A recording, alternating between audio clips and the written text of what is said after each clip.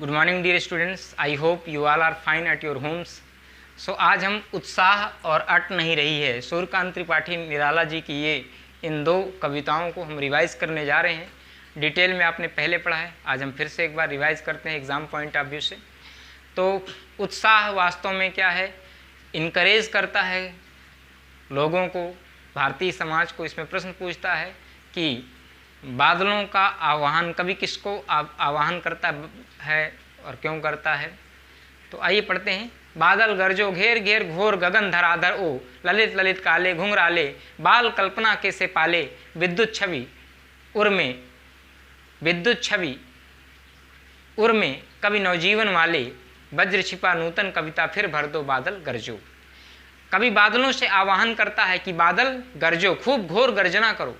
घेर घेर घोर गगन, इस गगन को घेर करके चारों तरफ से, घोर अर्थात पूरी तरह से आच्छादित कर लो, ढक लो। ओ धराधर, ओ बादलो, ललित ललित सुंदर सुंदर, ललित ललित मतलब सुंदर सुंदर, काले घुंघराले बच्चों की जैसी कल्पना के वाले, ए बादलो बच्चों के जैसे सुंदर सुंदर घुंघराले बाल वाले और बच्चों की कल्पनाओं के जैसे ए बादलो, विद्युत छवि उर्मे भर दो कवि नवजीवन वाले। ए बादलों को आवाहन करता है गरजने के लिए और आसमान को आच्छादित करने के लिए। बादलों का स्वरूप बता रहा है, बाल छोटे छोटे बच्चों के बालों की तरह, घुंघराले बालों की तरह सुंदर सुंदर और बच्चों की कल्पनाओं के जैसे, है ना। बाल कल्पना के से पाले, बच्चों की कल्पनाओं की पाल पतवार वाले बादल। पाल मतलब पाल पतवार, बच्चों की बाल कल्पनाओं के पतवार वाले। नाव, जो छोटे छोटे बच्चे कश्तियाँ बनाते हैं उनमें पाल लगाते हैं, तो बच्चों की नाव और पाल के पतवार वाले ए बादलों, कवि नवजीवन वाले, ए नए जीवन प्रदान करने वाले, नया जीवन प्रदान करने वाले कवियों, विद्युत छवि उर में भर दो। हमारे भारतीय समाज में, हमारे लोगों के बीच, हमारे लोगों के मनों में, इस देश के नागरिकों के मन में, हृदय में विद्युत की जैसी छवि, तेज कांति उनके मनों में संचरण कर दीजिए, उनके हृदय में संचार कर दीजिए। लेकिन क्या कर लीजिए? वज्र छिपा लेना, वज्र को, जो आपके अंदर कठोरता है उसको छुपा लेना है। केवल भरना क्या है? विद्युत की जैसी कांति और तेज का संचार करना है। ऐ कवियों, नया जीवन प्रदान करने वाले कवियों, ये हमारे देश के नागरिकों में इसका संचार कर दो। किसका? विद्युत की जैसी कांति का, तेज का संचार कर दो।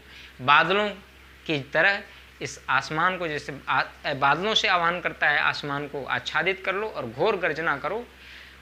बादलों का स्वरूप बताता है सुंदर सुंदर काले घुंघराले वाले बच्चों के जैसे बाल और बच्चों की पाल पतवार के जैसे बादलों, इसको आच्छादित कर लो और घोर गर्जना करो।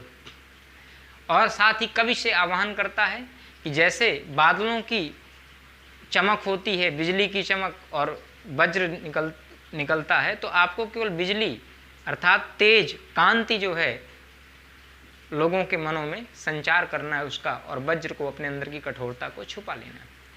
अगले पद में कवि बादलों से कहता है बादल बरसो। क्या कहता है? बादल गरजो और विकल विकल उन्मन थे उन्मन, विश्व के निदाग के सकल जन। विकल विकल मतलब व्याकुल थे व्याकुल, और इस गर्मी से जो व्याकुलता है, जो उन्मन थे उन्मन अर्थात जो अनमने थे लोग, विश्व के निदाग से, विश्व के ताप से, सकल जन जो सारे संसार के लोग, विश्व के ताप से, ग्लोबल वार्मिंग से, इस तपन से जो लोग व्याकुल थे, अकुलाए हुए लोग हैं, जिनके मन उदास हो चुके हैं, तो ऐ अज्ञात दिशा से आए अनंत के घन, ऐ अज्ञात दिशाओं से आने वाले बादलों, इस तपती हुई धरा को जल से शीतल कर दो, जल से फिर शीतल कर दो, फिर जल से शीतल कर दो, बरस करके बादल गरजो, और गरजो घोर गर्जना करते हुए आओ और इस धरा को बरस करके शीतल कर दो, बादल गरजो।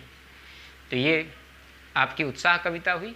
इसके बाद अगली कविता है सूर्यकांत त्रिपाठी निराला जी की, अट नहीं रही है। अट नहीं रही है आभा फागुन की तन, सट नहीं रही है, कहीं सांस लेते हो घर भर देते हो, उड़ते हो नभ में तुम, उड़ते हो नभ में तुम, पर पर कर देते हो, आँख हटाता हूँ तो हट नहीं रही है। कहीं हरी कहीं लाल, कहीं हरी कहीं लाल, पत्तों से लदी डाल, कहीं हरी कहीं लाल, कहीं पड़ी है उर्मे मंद गंध पुष्पमाल, पाट सी पाट पाट शोभा श्री पट नहीं रही है, आभा फागुन की तन सट नहीं रही है। कवि कह रहा है जो फागुन की आभा है, जो फागुन की कांति है, वो अट नहीं रही, समाई नहीं जा रही।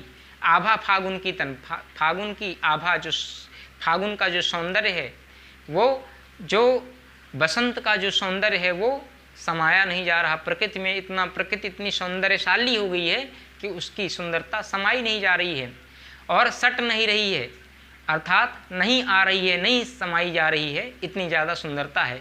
कहीं सांस लेते हो, वो कवि कह रहा है कि आप कहीं भी सांस लो, कहीं सांस लेते हो घर भर देते हो, पूरे घर में अर्थात वातावरण में चारों तरफ खुशबू ही खुशबू भरी हुई है। आप सांस लीजिए तो सुगंध आपको महसूस होती है। किसमें?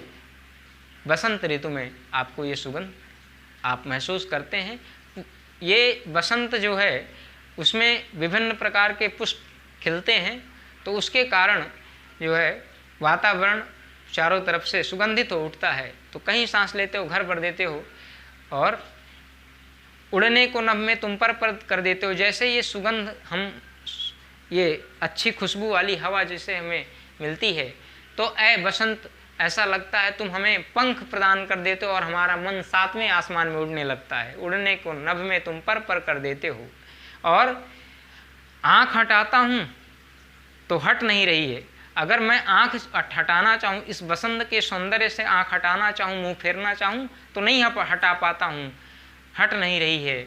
और पत्तों से लदी डाल कहीं हरी कहीं लाल, पत्तों से लदी हुई डाल है, कहीं पर हरी है कहीं पर लाल है।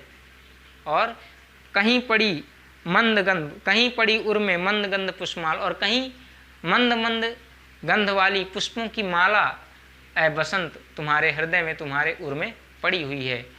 तो पाट पाट शोभाश्री पट नहीं रही है, आभा फागुन की तन सट नहीं रही है।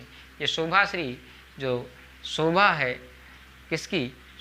फागुन के महीने की, बसंत ऋतु की, वो नहीं समाई जा रही है, अट नहीं रही है, तन में सट नहीं रही। तो प्यारे बच्चों, ये हमारा हुआ रिवीजन सूर्यकांत त्रिपाठी निराला जी जिसके लेखक थे। तो आज के लिए यहीं तक। अगर आपको कोई डाउट्स हों तो आप मुझसे पूछ सकते हैं। Okay, thanks for watching, have a nice day.